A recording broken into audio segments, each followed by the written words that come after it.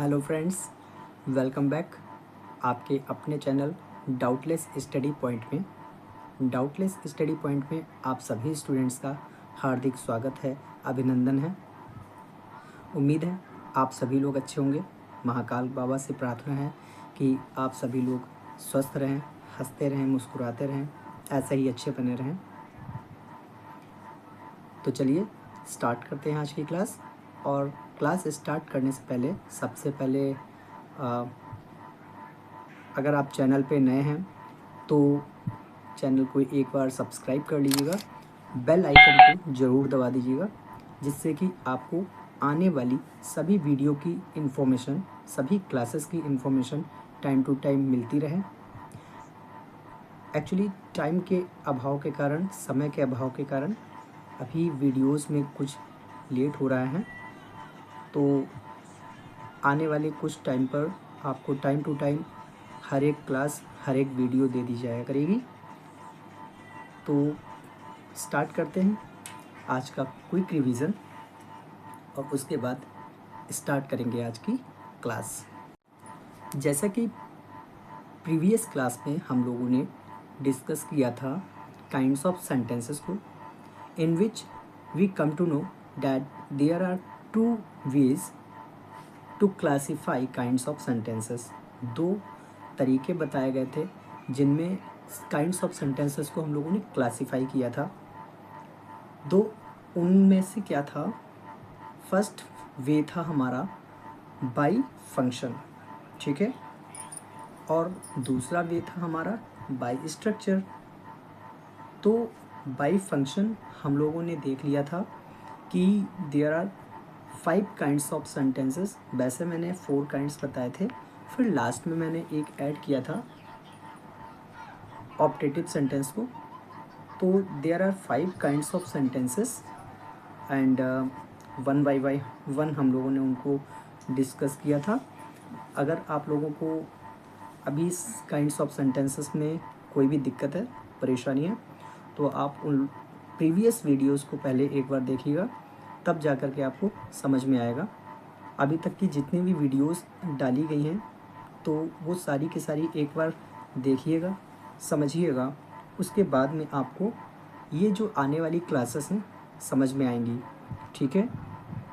और इसी के साथ जैसे कि प्रीवियस क्लासेस में हम लोगों ने पढ़ा था by function. By function there are 5 kinds of sentences in which first was declarative sentence, इसको ही असर्टिव सेंटेंस के भी नाम से जाना जाता है। दूसरा था इंटेरोगेटिव सेंटेंस, जिसे हम प्रश्नवाचक वाक्य भी कहते हैं, क्वेश्चन पूछा जाता है इसमें। थर्ड था इम्परेटिव सेंटेंस। इम्परेटिव सेंटेंस में ऑर्डर, कमांड, रिक्वेस्ट, एडवाइस, ये सारी चीज़ें आती हैं। और नेक्स्ट हमारा था एक्सक्लेमेटरी सेंटेंस। तो एक्सक्लेमेटरी सेंटेंस में क्या होता है, एक्सक्लेमेटरी सेंटेंसेस में हमारी जो सडन फीलिंग्स होती हैं, सडन इमोशंस होते हैं, ये एक्सप्रेस होते हैं, ठीक है। इसके अलावा जैसे कि सडन इमोशन कौन कौन से होते हैं, बहुत बच्चों को नहीं पता होता है। तो जैसे सरप्राइज़, अचानक से हैप्पीनेस, खुशी, ठीक है ना, सॉरो, दुख एकदम आता है, सडन इमोशन होता है। तो ये सारी सडन इमोशन वाली चीज़ें होती हैं, अचानक से हमारे इमोशंस जो होते हैं वो बाहर आते हैं, ठीक है। And last was optative sentence. और इन ऑप्टेटिव सेंटेंस में क्या होते हैं, प्रेयर की जाती है या फिर ब्लेसिंग्स दी जाती हैं, ठीक है ना, किसी को कर्स दिया जा सकता है। और अक्सर एक्सक्लेमेटरी सेंटेंसेस और ऑप्टेटिव सेंटेंस के लास्ट में साइन ऑफ एक्सक्लेमेशन का यूज होता है, ठीक है। This was our quick revision. तो आज हम लोग स्टार्ट करेंगे हमारा जो नेक्स्ट टॉपिक है, ठीक है ना, जो कि नया टॉपिक लेकर के आए हैं, बहुत ही ज़्यादा इम्पोर्टेंट है हम लोगों की स्टडी के बेस पे, ठीक है। वो भी काइंड्स ऑफ सेंटेंसेस का ही एक पार्ट है। तो उसमें नेक्स्ट टाइप होगा हमारा types of sentences based on structure. ठीक है, so students, let's start types of sentences by structure. पहले फंक्शन के अकॉर्डिंग पढ़ा था, अब स्ट्रक्चर के अकॉर्डिंग पढ़ेंगे। Okay, so by structure there are 4 types of sentence. जो सेंटेंसेस होते हैं वो कितने टाइप्स के होते हैं? 4 टाइप्स के होते हैं स्ट्रक्चर के बेस पे। ठीक है, जैसे कि फर्स्ट होता है सिंपल सेंटेंस, सेकंड होता है कंपाउंड सेंटेंस, थर्ड होता है कॉम्प्लेक्स एंड फोर्थ होता है कंपाउंड कॉम्प्लेक्स सेंटेंस। ठीक है, तो ये हमारे बाय स्ट्रक्चर 4 टाइप्स थे सेंटेंसेस के। वन बाय वन हम इनको जानेंगे, हम इनको पढ़ेंगे। क्या होते हैं सिंपल सेंटेंस, क्या होते हैं कंपाउंड सेंटेंस, क्या होते हैं कॉम्प्लेक्स और compound complex sentence. Okay, one by one discuss करेंगे। So let's start from first type of sentence, simple sentence. So what is the meaning of simple sentence? So let's know about it. It has one independent clause. इसका जो clause होता है वो एक ही होता है, वो भी इंडिपेंडेंट। देखिए, क्लॉज दो होते हैं, एक होता है डिपेंडेंट, एक होता है इंडिपेंडेंट। डिपेंडेंट क्लोज होते हैं वो कंप्लीट नहीं होते हैं, उनको कंप्लीट करने के लिए हमको इंडिपेंडेंट क्लोज की जरूरत पड़ती है। और जो डिपेंडेंट क्लोज होते हैं उनको कंप्लीट करने के लिए इंडिपेंडेंट की जरूरत तो पड़ती है, लेकिन जो इंडिपेंडेंट क्लोज होते हैं वो अपने आप में कंप्लीट सेंटेंस होते हैं। ठीक है, जैसे एक बार देख लेते हैं, समझ में आएगा। जैसे कि लिखा हुआ है, the cat slept peacefully. Cat सोई शांति से। ठीक है, द कैट स्लेप्ट पीसफुली मतलब कैट कैसे सोई? शांति से सोई। देखिए, ये कंप्लीट है ना। इसे किसी दूसरे सेंटेंस पे डिपेंड तो नहीं है कि इसको कंप्लीट करने के लिए किसी दूसरे सेंटेंस की भी जरूरत हो, नहीं ना। तो ये इंडिपेंडेंट है, ये स्वतंत्र है। एक और देखते हैं, Radha bought a new dress. Radha bought a new dress, Radha ने एक नई ड्रेस खरीदी। तो सेंटेंस पूरा हो गया ना। राधा ने एक नई ड्रेस खरीदी, इसका मतलब क्या इसको कंप्लीट करना उचित है? क्या इसको कंप्लीट करने के लिए किसी दूसरे सेंटेंस की और जरूरत है? नहीं है। क्यों? क्योंकि अपने आप में ये कंप्लीट है, ये इंडिपेंडेंट है, इसीलिए इंडिपेंडेंट है। तो क्या समझे हम कि इंडिपेंडेंट क्लॉज वो क्लॉज होते हैं जो खुद में कंप्लीट होते हैं। ठीक है, मीन्स सिंपल सेंटेंस होते हैं। ठीक है, now let's know about second type, that is compound sentence. Okay, अब देखते हैं सेंटेंस में जो सेकेंड टाइप है हमारा कंपाउंड सेंटेंस, ये क्या होता है। तो कंपाउंड सेंटेंस क्या होते हैं बेटे? इट हैज 2 और मोर इंडिपेंडेंट क्लॉजेस। इसमें क्या होते हैं? या तो 2 क्लॉजेस होते हैं इंडिपेंडेंट, और या फिर 2 से ज्यादा क्लॉजेस होंगे इंडिपेंडेंट ही होंगे। ठीक है, often joins by a coordinating conjunction. और ये दोनों इंडिपेंडेंट क्लॉज या 2 से जो ज्यादा इंडिपेंडेंट क्लॉज होंगे वो कुछ कोऑर्डिनेटिंग कंजंक्शन के यूज से जुड़े होंगे। मतलब कह सकते हैं होंगे कंप्लीट सेंटेंस ही, 2 हों एक साथ लिखे हुए, या फिर 3 भी हो सकते हैं। बट किसी न किसी कंजंक्शन से जुड़े होंगे। कंजंक्शन क्या होते हैं?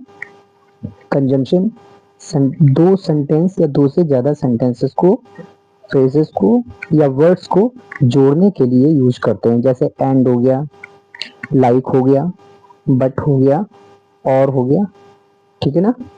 तो ये सारे कोऑर्डिनेटिंग कंजंक्शन कहलाते हैं, ठीक है। जैसे एग्जांपल देखते हैं, द कैट स्लेप्ट पीसफुली। तो ये पूरा सेंटेंस ये एक इंडिपेंडेंट क्लॉज हो गया।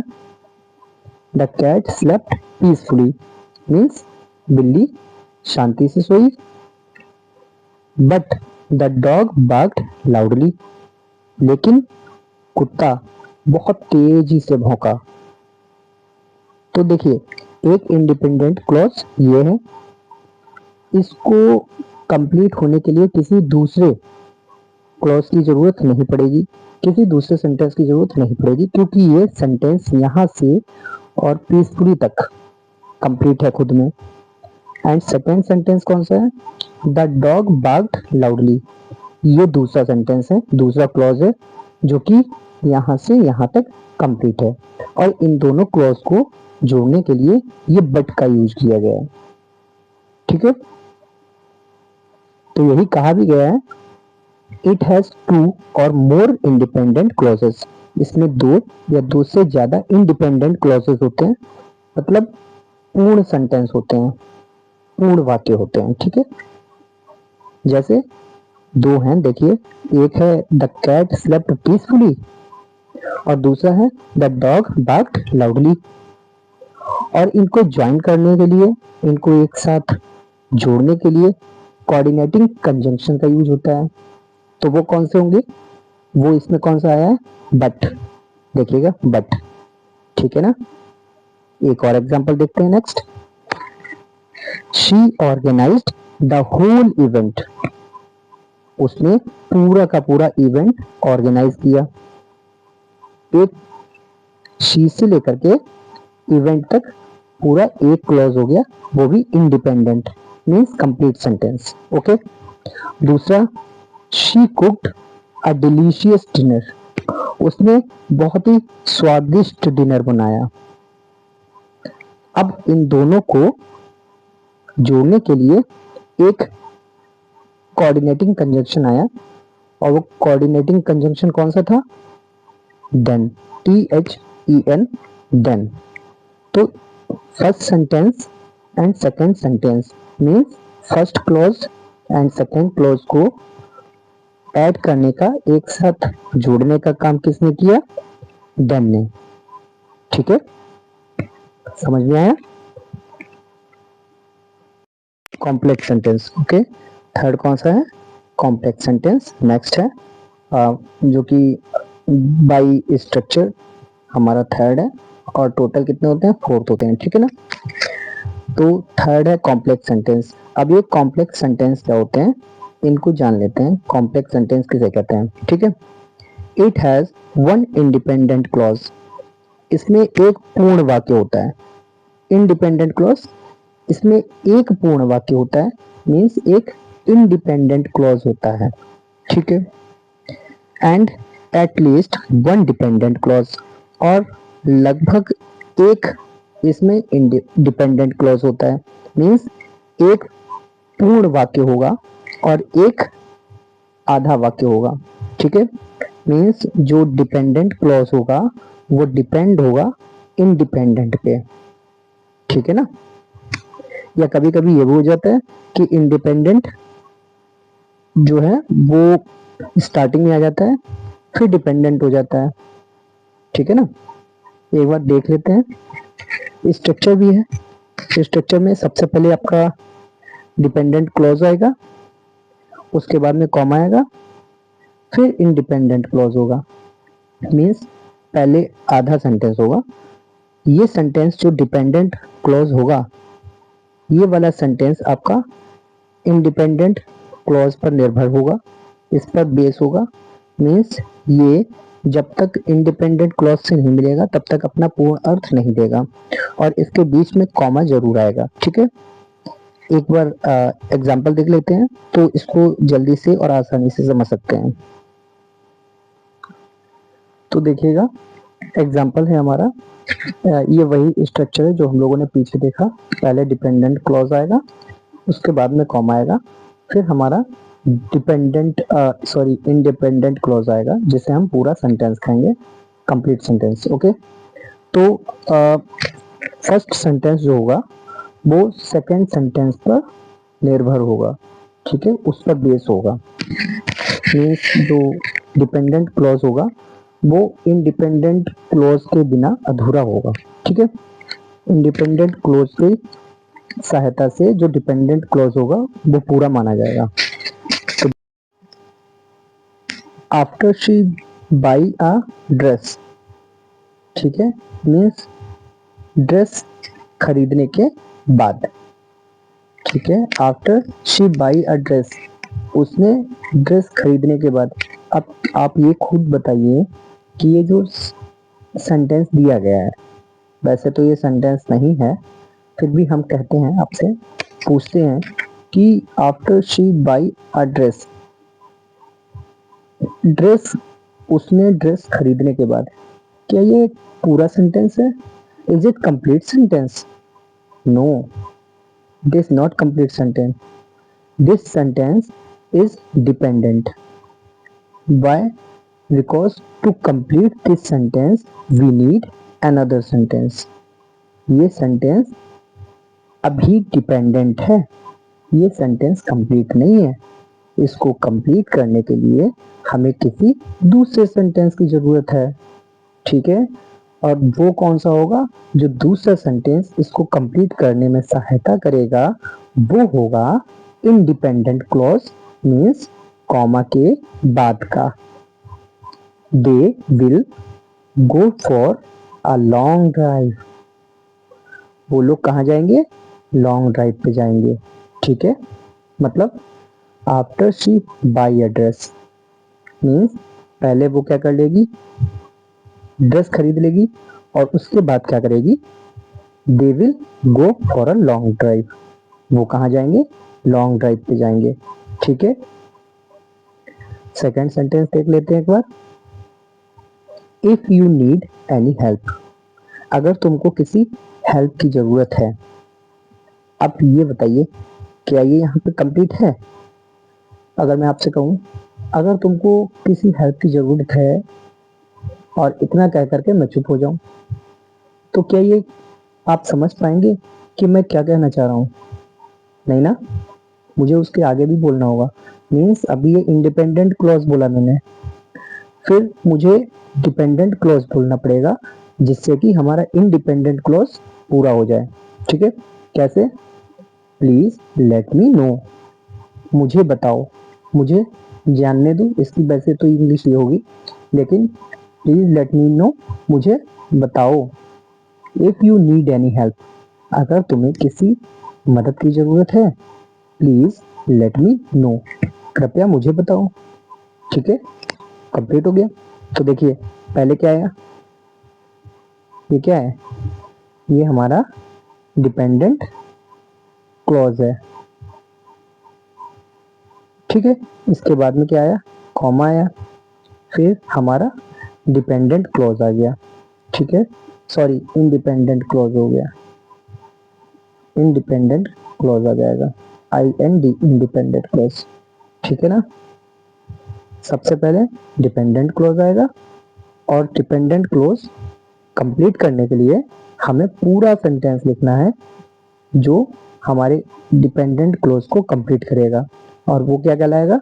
वो कहलाएगा हमारा इंडिपेंडेंट क्लॉज, और इन दोनों के बीच में कॉमा जरूर आएगा, ठीक। लेकिन कभी कभी क्या होता है, पहले इंडिपेंडेंट क्लॉज हो जाता है, मतलब पहले पूर्ण सेंटेंस आता है, उसके बाद में डिपेंडेंट क्लॉज आता है।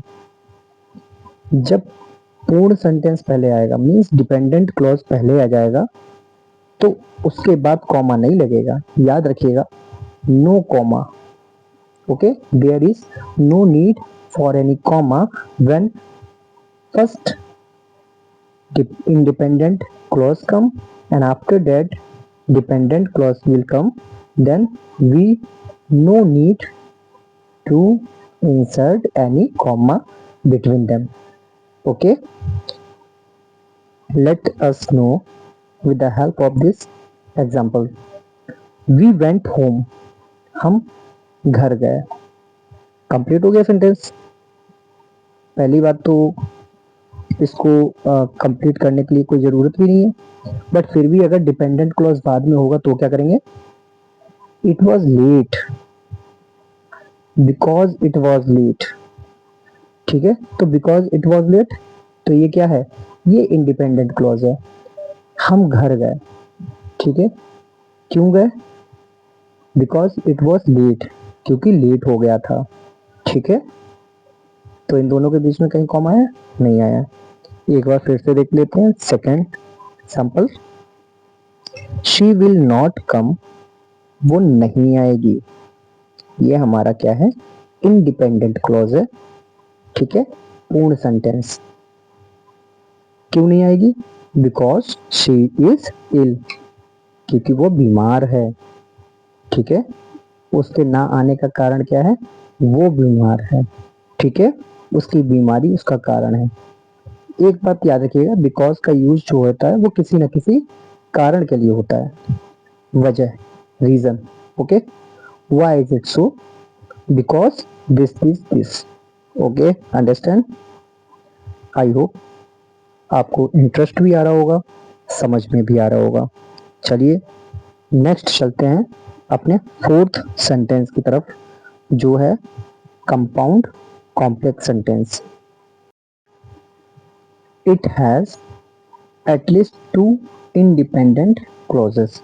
इसमें लगभग 2 इंडिपेंडेंट क्लॉजेस होते हैं एंड 1 और मोर डिपेंडेंट क्लॉजेस, या फिर एक से ज्यादा डिपेंडेंट क्लॉज होते हैं। ठीक है, let's no with the help of an example. When we will know the example, then we will come to know that what is the meaning of compound complex sentence. तब हमको पता चलेगा compound complex sentence क्या होगा, जब हम एक example देख लेते हैं। ठीक है, after you get of work, अपना कंप्लीट काम करने के बाद। कम टू माई हाउस, मेरे घर आओ। ये दोनों अभी डिपेंडेंट क्लॉज हैं, इंडिपेंडेंट नहीं है। और जस्ट मीट मी, या फिर मुझसे मिलो। एट द हनुमत धाम, हनुमत धाम पर। ठीक है, after you get of work, अपना कंप्लीट वर्क करने के बाद। कम टू माई हाउस, मेरे हाउस आओ, मेरे घर आओ, मेरे मकान पर आओ। और या फिर just meet me at the Hanumat Dham, मुझसे हनुमत धाम पर मिलो। ठीक है, तो ये कंपाउंड कॉम्प्लेक्स सेंटेंस है। ठीक है ना, इसमें आपका देखिए बीच में कॉमा भी आया, स्टार्टिंग में आफ्टर से स्टार्ट है। ठीक है, after you get of work, ये आपका डिपेंडेंट क्लॉज है। कम टू माई हाउस, ठीक है, this is the independent clause. And और just meet me at Hanumat Dham, meet me. ठीक है, just meet me at Hanumat Dham means this is independent clause. Okay, तो उम्मीद है ये आपको समझ में आया होगा। तो स्टूडेंट्स, कैसे लगी आज की स्टडी आपको? कमेंट में ज़रूर बताइएगा। और हाँ, अच्छी लगी हो तो लाइक करिएगा, शेयर करिएगा और सब्सक्राइब ज़रूर करिएगा। Thank you. फिर मिलते हैं नई वीडियो के साथ। तब तक के लिए नमस्कार, जय हिंद, जय भारत।